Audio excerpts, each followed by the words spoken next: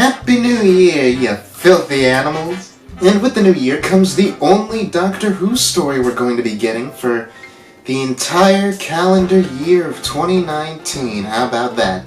I very briefly sort of struggled with myself over whether or not I was going to attempt to have the Series 11 series overview done before this story came out. I very quickly realized that it really wouldn't make much sense to do it that way. Not only is this the only episode that we're going to be getting for a year, which basically just makes it Series 11 plus, but for my entire time watching Doctor Who, essentially with maybe one or two exceptions, I tend to treat Christmas specials and holiday specials as additional episodes to the immediately preceding series. And so just the way that I viewed this show, it was only ever going to be accurate to my personal feelings if I included a resolution in the Series 11 overview video. So once that eventually comes out, expect this to be included. And I gotta say, I'm really glad that I decided to hold off because I really enjoyed this one. Like, I liked it a lot, and it really helped wash out the sort of bitter disappointment that I felt with the Battle of Rank score Av Kolos. And I can see the looks on your faces now. Yes, I totally did clickbait all of you with the title. I just, figured I'd see where that got me. But yeah, oddly enough, despite the Battle of Rank score Av Kolos sort of being a conclusion to the only kind of through line present in Series 11, Resolution feels much more like a series finale than that episode did. And, yeah, I personally really liked it. I know, of course, there are a lot of people who, dislike it, and there are elements about it that I can criticize. Lucy, I know, didn't care for it, and that will be something that we discuss in the eventual forthcoming discussion video that her and Edward and I do. But speaking purely for myself, it sort of redeems Chibnall for me after I was really, really let down by the last story. And so getting right into it, I really like this one in a lot of similar ways that I really like Saranga Conundrum. Sort of just the handling of the Doctor's character, the decently likable supporting cast. Here we have two archaeologists, Mitch and Lynn, and they've got sort of a blooming romance going on. That's put on hold because one of the bodies that they've dug up is sort of like this member of this ancient human civilization who was one of three civilizations who agreed to sort of spread out the body of a Dalek that arrived on ancient Earth back in the day. They uncover it, completely by accident manage to awaken the long-dead Dalek, so we basically got a Dalek zombie running around, and it takes over Lynn's body, and for a good chunk of the episode is using her as sort of its vehicle to get things done. And of course, with the Doctor, Ryan, Graham, and Yaz pop up just in time to stop it and see what's up. And coincidentally, also, Ryan's dad decides to join in with the festivities. He's attempting to be a decent father, again, after so long of abandonment. And really, all of the facets of this episode, I think, plot-wise, are working really well. I'm gonna go this far, I'm gonna say this is the strongest showcase that I think a Dalek or the Daleks have had in over a decade. And I know that might sound a little facetious and hyperbolic, but keep in mind that I don't necessarily mean the best Dalek story in a decade, although I think you can make an argument for that. I'm more specifically talking about, looking over Dalek episodes, since Daleks in Manhattan and Evolution of the Daleks, which I think is a somewhat underappreciated two-parter from Series 3, that was back in 2007, and since then we've had In Stolen Earth and Journey's End, which have their merits, but I think were ultimately a really schlocky sort of two-parter that ended off Series 4. Victory of the Daleks is a Mark Gatiss episode, which speaks for itself. The Daleks feature heavily in Pandorica Opens and Big Bang, but those aren't really Dalek stories. Asylum of the Daleks is a neat premise hampered by dumb subplots. Into the Dalek is solid, but not one you hear a lot of people talk about or go back to. And then you have The Witch's Familiar and The Magician's Apprentice, the opening two-parter of Series 9. I personally think that's a really strong pair of episodes, debatably stronger than Resolution in a lot of ways, and yet still the Daleks themselves are not the strongest part of it. I feel like it's been a long time since the Daleks as an adversary were as good as they were in this episode. And we do the thing that we did in Dalek all the way back in Series 1, where it's a single lone Dalek, and we watch them just eviscerate people. Like, there's this excellent, just great action scene of the Dalek versus the army, and we see a Dalek totally destroy a human tank, and we get this really great overhead shot of the Dalek going in like rapid fire mode and just taking people out. And it's just it's utterly imposing. And on top of that, even in the scenes where the Dalek is controlling Lynn and it's mostly acting through this very not threatening looking young woman, there's still a lot of like Lynn's body language of what she does under the Dalek's control, the Dalek sort of like speaking to her and through her. It's really creepy and it's really threatening. And there's a scene where we like cut from her talking to a guy who has like security clearance that she needs, to just her dragging the body and taking his hand to the locked door. And it's really great. This is the most threatening, the coolest that a Dalek has been in a long time. And I'm really glad that as his first like official Dalek story, that Chibnall really gave it such a great showcase that he did. This is also of course reflected in the Doctor's character this episode, where I feel like most people were looking forward to really seeing 13 get a little bit darker, a little bit angrier at the prospect of a Dalek. And I get the feeling it didn't go quite as far as a lot of people wanted it to, but at the same time there is this sort of, the way that all the Doctors have, 13 has this venom, this anger bubbling just beneath the surface as soon as she realizes it's a Dalek, and whenever they're face to face, she's always got this, like, why can't I just be rid of you guys? Even when she's smiling and joking around with it, there's this real sense of hatred in her veins about it. And I think Jodie really plays that well, especially in the scene where she's first discussing what the Daleks are to the companions. She's facing away from them, and the shot is really well lit, and her face is just speaking volumes as she says, I always think I'm rid of them, and I never am. Another moment of similar feeling is when Ryan's dad shows up, and 13, when Ryan's dad Aaron extends a hand in greeting, she just immediately cuts right to the chase. You weren't at Grace's funeral. And that was a moment of like, ooh, that's harsh and yet totally deserved. Really good episode for the Doctor and the Dalek, I think. Going back to the Dalek briefly, some people might take issue with the idea of like introducing this idea of a recon Dalek that's like a super duper special powerful Dalek that no one's ever heard of, and yet it's been on Earth for all this time. I don't mind it. Like, this is a show where we just introduce stuff into the lore kind of arbitrarily. I'm used to it at this point. I'm very used to the idea of like, this has been a Dalek thing the whole time. So it's like, who cares? It makes for a really threatening presence in this episode, so I can't feel the need to complain about it.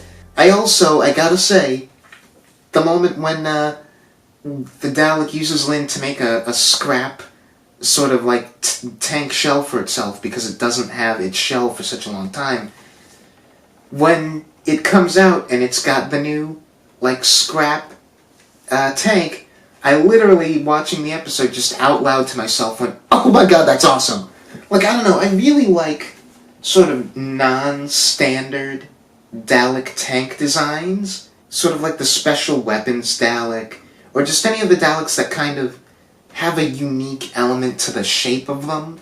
And I like the sort of skinny midsection that this Dalek has. That combined with the sort of like obviously steel look of it. It's just, I don't know, I have like zero complaints about how the Dalek itself was handled in this episode. and mostly no complaints about the Doctor's character this episode. My only complaint with the Doctor is, one, Chibnall, you gotta let go of the fam gag. I get it.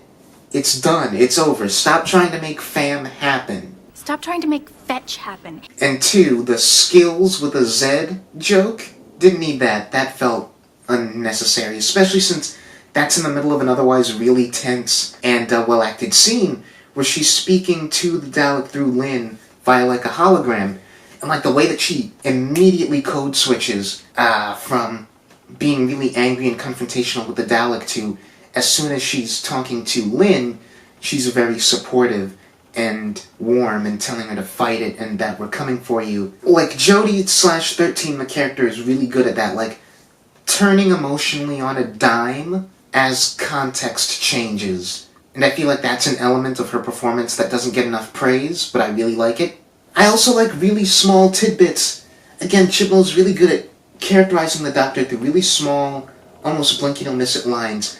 I like when they're outside of the sort of steel mill where the Dalek has made this body for itself. The Doctor realizes that it's got a weapon and what's going on, and she immediately turns to everyone and says, "You don't have to come." And for a Doctor who's always been, like, encouraging the gang to, like, come along with her, let's do everything together, flat team structure, we're all equals, that a Dalek is where she finally draws the line and is like, maybe you guys should just let me do this alone. That, I think, is a very, very fast and yet very effective way of sort of establishing the stakes. And again, it's great at being sort of like an introduction to newcomers. I'm imagining someone who's maybe never heard of the Dalek, even though I know those people don't exist. Just imagine, hypothetically, someone who'd never heard of the Daleks and is watching this episode. I think this episode very, very well conveys to that hypothetical person just how big of a deal the Daleks are, just how deep the Doctor's relationship with them goes, how deep her fear and hatred of them are, and how antithetical they are for each other. Aaron, Ryan's dad, you know, he comes in and you think you have him pegged, especially because so early on we have him trying to sort of like sell this oven and microwave to people. That plus the whole deadbeat dad thing, you think it's going to be like, oh, he's a typical snake oil salesman who's just back in Ryan's life because it's convenient, and yet that's not where we go. The episode really humanizes him, and I did not expect to come to like him the way that I did.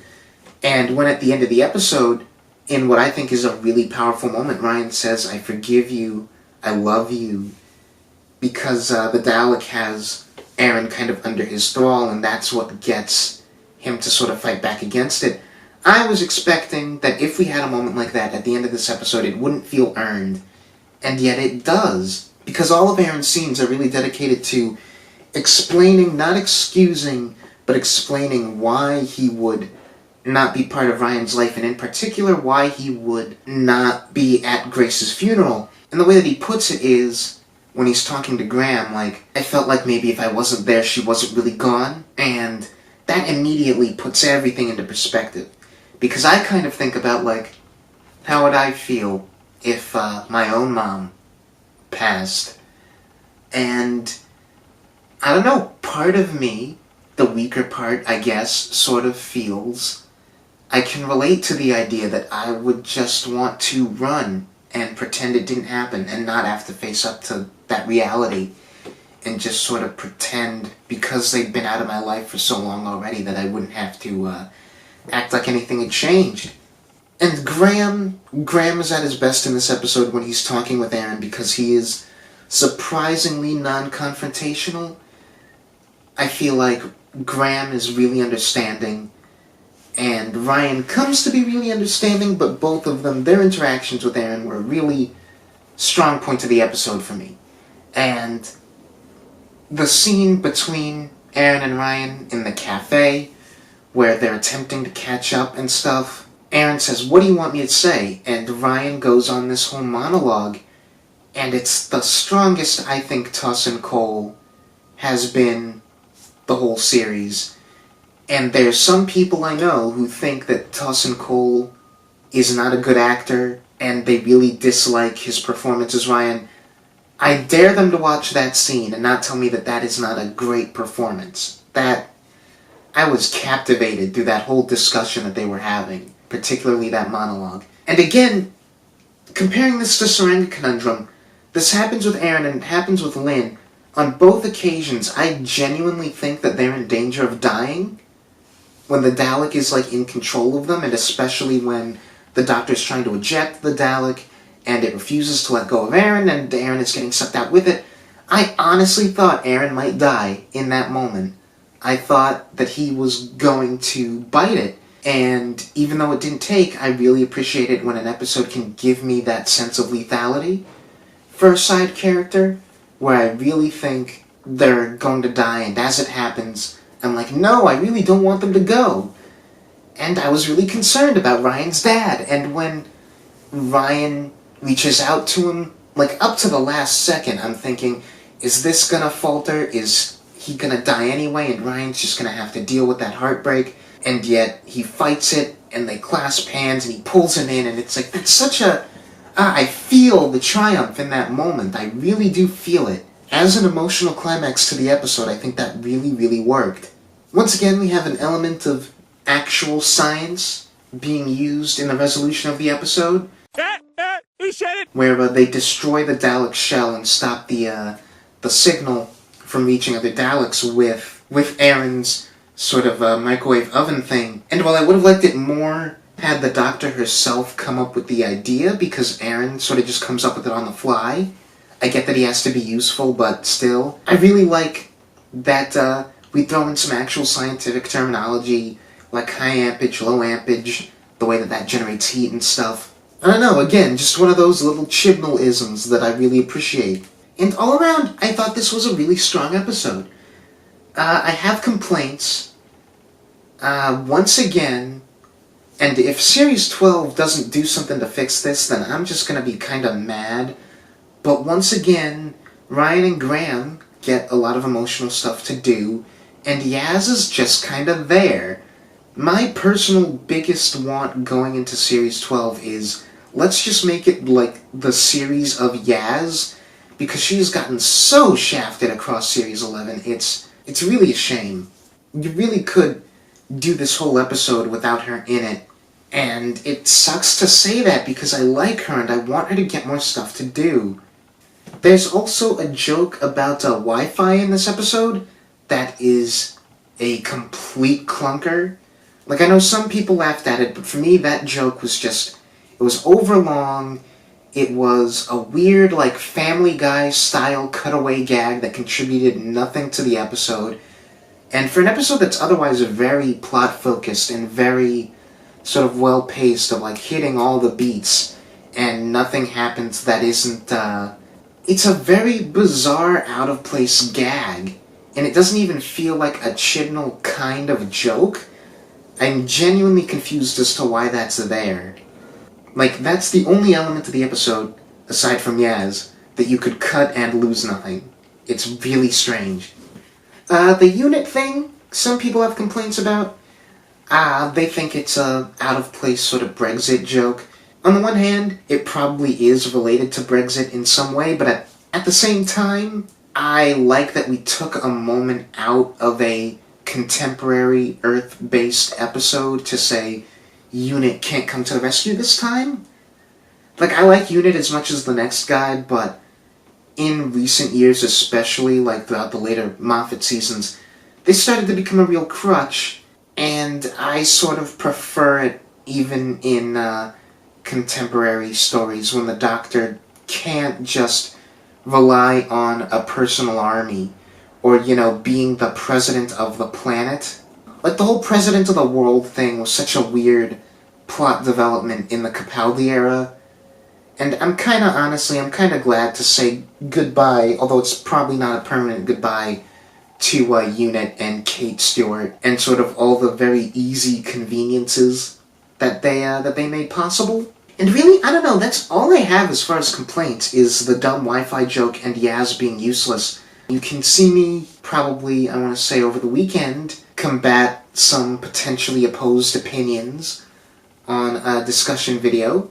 And aside from that, I recommend that you subscribe if you haven't already, so that you can catch my Series 11 overview, where I'll be taking a second look at this story and all of the other stories from Chibnall's era so far. And, drop a like if you liked it, and thanks for watching. I appreciate it.